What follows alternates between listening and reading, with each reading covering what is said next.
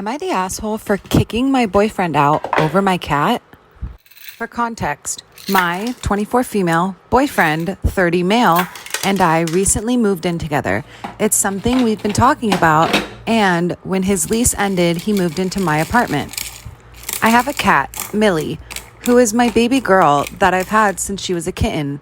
Back when my boyfriend and I first started dating, he made the joke that if we were ever going to live together, he'd have to, quote unquote, get rid of the cat, which I dismissed at the time. When he would come over, he would ignore Millie, making jokes about how cats are stuck up, how much he's a dog person. Again, I dismissed this because he never acted hostile towards her.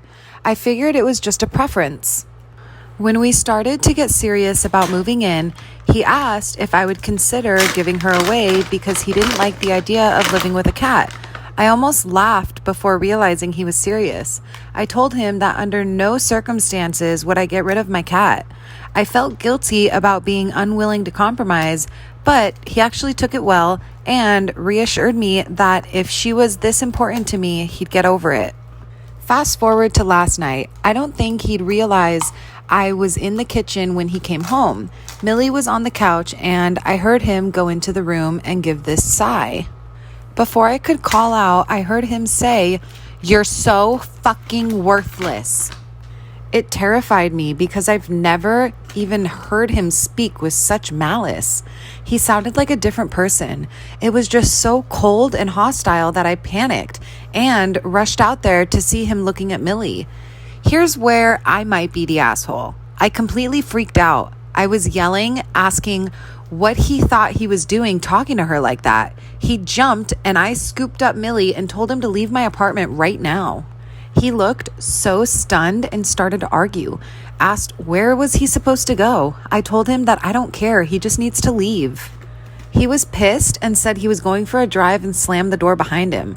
I immediately started sobbing and holding Millie. I was shaking and she could tell I was upset and kept cuddling me.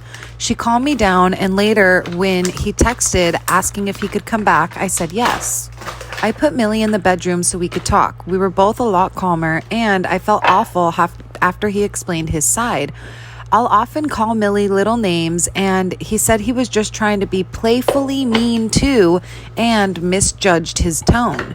But he said he felt awful that I chose a cat over him and that I called it my apartment when it's supposed to be our place. He told me he was constantly feeling second best to Millie, who I wouldn't even consider rehoming, and over him, and that I called it my apartment when it's supposed to be our place. He told me that he was constantly feeling second best to Millie, who I wouldn't even consider rehoming, and that I had thrown him out over an animal when he's a person. I explained to him how much he means to me and apologized for ever making him feel like this wasn't his home. I think I might have overreacted, but I just don't know. He's my boyfriend and she's something I keep refusing to compromise on, but I also don't believe that he misjudged his tone. So am I the asshole? Am I the asshole? My nephews missed a flight because they wouldn't put their seatbelts on.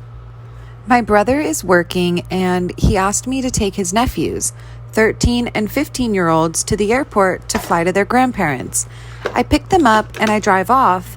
I then got the annoying car notification telling me their seatbelts aren't on. I told them to put their seatbelts on and they refused. I told them I don't care. It's like a $500 fine to drive a minor without a seatbelt on or something like that in California. They kept being spoiled brats, saying they don't need to and dad lets them not wear seatbelts.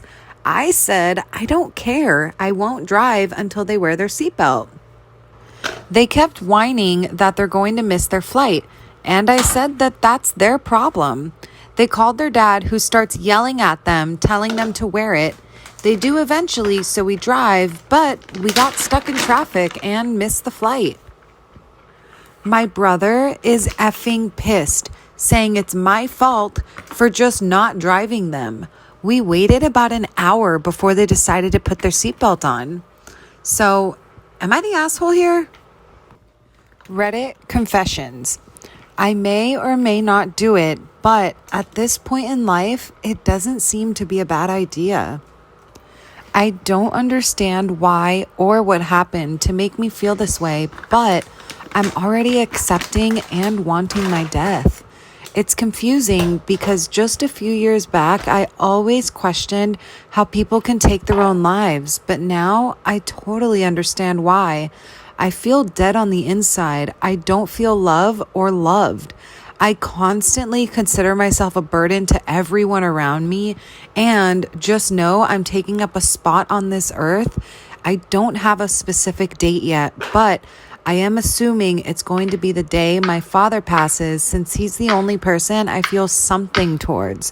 But I wouldn't do it before he passes because he lost my mom over 10 years ago, and he still cries about her sometimes, and I don't know.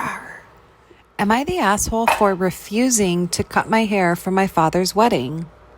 My dad, 42, and his fiance, Alice, 28, are getting married in November this year. I, 15 female, didn't really like Alice because I think she replaced my mom too soon. My mom died of cancer 2 years ago, and she and dad started dating 8 months after. I try to be as polite as I can whenever she's around or starts a conversation with me. Dad never forced me to have a relationship with her, and I can also see that she's not interested in having one.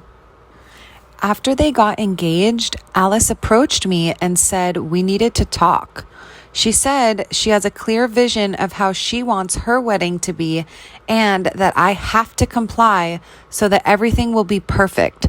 I said sure and asked her what I needed to do. She said, first, I want you to cut your hair short.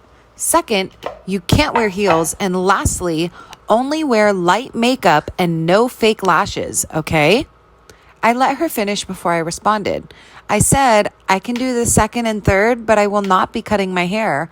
My mom loves my hair and helped me grow them thick and healthy. I got my blonde wavy hair from my mom, so I will keep it long. Alice accused me of wanting to upstage her. I said that's not what I'm trying to do, and I think it's unfair since I know she didn't make these demands on her other female guests. She then called me selfish and a brat and told me she'll tell my dad about how I disrespected her. My dad then got involved and told me to just cut my hair because it will grow back anyways. I said her request is ridiculous and I'd rather not attend their wedding than to cut my hair. I think I have put my dad in a tight situation, and I am now considering cutting my hair because I know my presence in the wedding will make my dad happy.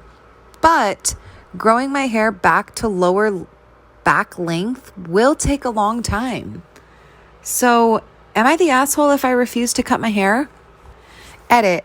I am 5'7" while Alice is 5'6", so I kind of understand why she wants me to wear flats. I offered to tie my hair back or put it in a bun, and she said that won't do. I am not part of the entourage. Yes, I look a lot like my mom. I got my hair, eyes, and smile from her.